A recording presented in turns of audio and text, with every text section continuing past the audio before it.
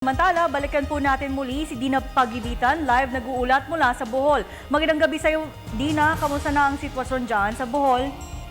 Magandang gabi ay 5 araw mula nang maganap ang mapinsalang lindol dito sa probinsya ng Bohol noong Martes. Takot at pangamba pa rin ang bumabalot sa ating mga kababayang biktima nito. Takot na muling maulit anumang oras ang naganap na 7.2 na lindol at pangamba na sa kinabukasang naghihintay sa kanila.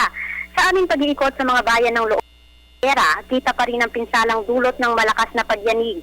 Nariyan ang mga nagbagsakang bahay, simbahan at iba pang infrastruktura, mga kalsadang nangabitak at mga taong nasasalamin ang pagnanais na muling makabalik sa kani-kanilang tahanan at mabuhay ng normal.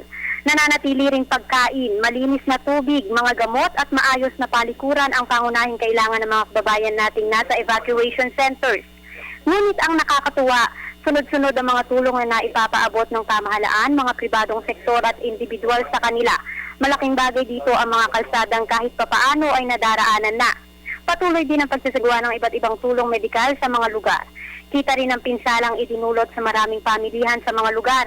Kabilang nasa bayan ng Antiquera na sa labas na lamang nagtitinda ang ng mga pagkain at kalakal. May kamahalan din ng mga presyo nito at talaga namang nagkakaubusan. Marami sa ating mga kababayan dito ang inakalang katapusan na ng mundo dahil sa nakaraang trahedya. Ngunit hindi pa din daw sila pinabayaan ng Diyos, kaya naman labis-labis din ang kanilang pasasalamat. Milagro nga maituturing ni Aling Seferina ang pagkakaligtas ng mga imahe ni na Mama Mary at Saint Joseph na talaga naman daw nagligtas sa kanyang buong pamilya. May nakita nga tayong batang babae rin dito na talaga namang nag-aaral at nagsusulat pa rin sa kabila ng Sabi niya, namimiss na niyang pumasok sa eskwelahan at matuto. Kalunos-lunos naman ang pagkamatay ng 4 na miyembro ng pamilya ng Barase, kabilang na ang ama, babaeng anak, ina, at lalaking apo na ika-6 na kaarawan pa sana ngayon.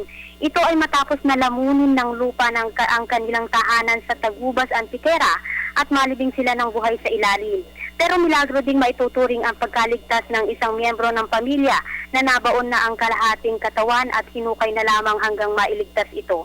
May mga malalakas na aftershock din tayong naramdaman sa maghapon. Samantala, nananawagan pa rin ang lokal na pamahalaan ng Bohol sa mas marami pang tulong. Sa ngayon, lahat ng pamilyang nakausap natin hindi alam kung saan mag-uumpisa. Ngunit lahat naman daw ay may katapusan at may bagong simula. Kaya naman umaasa silang sa mga susunod na araw, muling maibabalik ang kanilang simple at masayang buhay. Mula dito sa Bohol, para sa Telebisyon ng Bayan, ako si Dina Pagibitan. Mag-iingat kayo dyan, Dina, at maraming salamat sa inyo.